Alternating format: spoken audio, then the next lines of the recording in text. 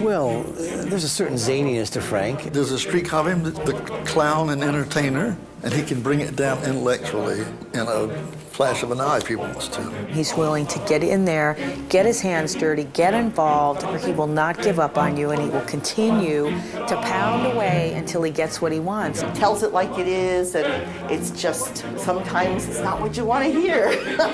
Frank, alas, has eaten people alive over the years who didn't see it his way. But man, what he's managed to accomplish is extraordinary.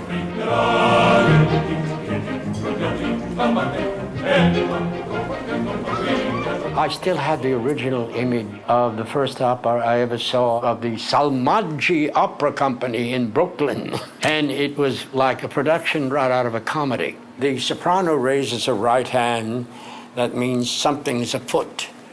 But if she raises two hands, you know there's a disaster coming. I was connected with the Actors Studio, and I thought, well, is it possible to bring that kind of work into opera? And it worked out very well because the first opera I did was Susanna. He brought all of that knowledge as an actor and as a director into the opera house. That was a revelation because here was this plain-spoken, powerful, completely American creation, which featured opera singers singing in that way, but in all other respects not resembling opera singers. You know, many opera singers were very used to just, walking on stage, standing, planting themselves and singing. And you didn't get that opportunity to do that in a Frank Corsaro production. Things were much more tradition-bound, and things were, this is the way we always have done it. There wasn't as much rehearsal time, but the company gave him the time. They gave him the brilliant young singers who would be willing to work with him, and he used them and created something quite marvelous. He is quintessentially New York-y, the way that New York City Opera is. It was a perfect match. By sheer accident, I got the Traviata. Tears come to my eyes when I think about it. In that vast space of the New York State Theater, I had such a sense of being in intimate contact with her. Pat was marvelous because she acted the whole thing out. After the party, she was suddenly not the fancy hostess, but she was a very sick girl who was trying to recover, getting warm by the fire, sitting down and pulling herself together. She did all that before she said Estrano. It was painfully good. And those two words go together for Traviata. She became, fully this erotic, sensual creature living for pleasure. And I mean pleasure. I mean, this was uncensored pleasure. He astonished you. He made you stop and say, my God, that's her? They were traditional looking for the most part. He had the courage to do the real revelatory work on the inside. He was climbing into the gut of the opera. Too many directors, I think, sit back and accept what they're getting from performers as, well, that's it. He's not afraid to get in there and really fight for something. Any singer who's worked with him is going to be spoiled by that insistence on specificity and freedom. He has this extraordinary gift to put people at ease, to make them feel supported, create an environment where people feel comfortable taking risks. Making them join in his vision and do what he'd like them to do, but also, it seems to me, a willingness to adapt to what they can and they cannot do.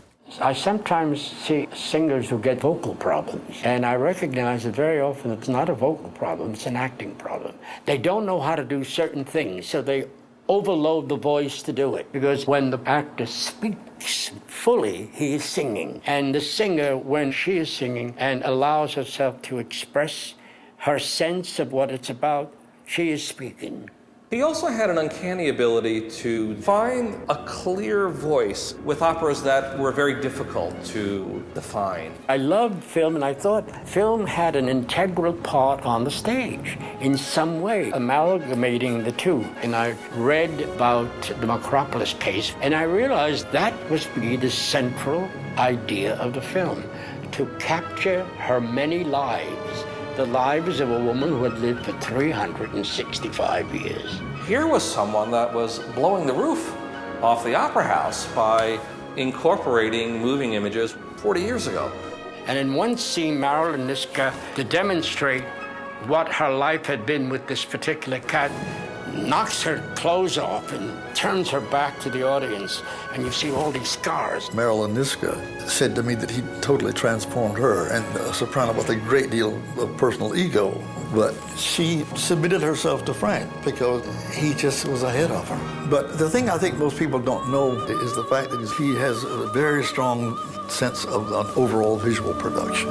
I'd always have loved Maurice's work. There were books for children, but, you know, I'm a child, too. And I said, this man should be involved in the theater. So I called him up one day. Hello, this is Frank Corsaro. I don't know whether you know who I am, but I know who you are. That's all he did was just call me. Operas that I would love to see us both do. One is The Magic Flute. I was speechless. I mean, The Magic Flute. Oddly enough, I received a commission from David Gockley in Houston. Would I do a new Magic Flute? Whatever we were doing, he was astonishing in his searching out the real business of these Mozart people and Janacek people, animals. He touched people with life. It's a gift. It's a rare gift. Very few artists live inside these people. Certainly things change, but Frank's productions remain as fresh as they always were, and he's been an inspiration to opera houses and singers for the past 50 years.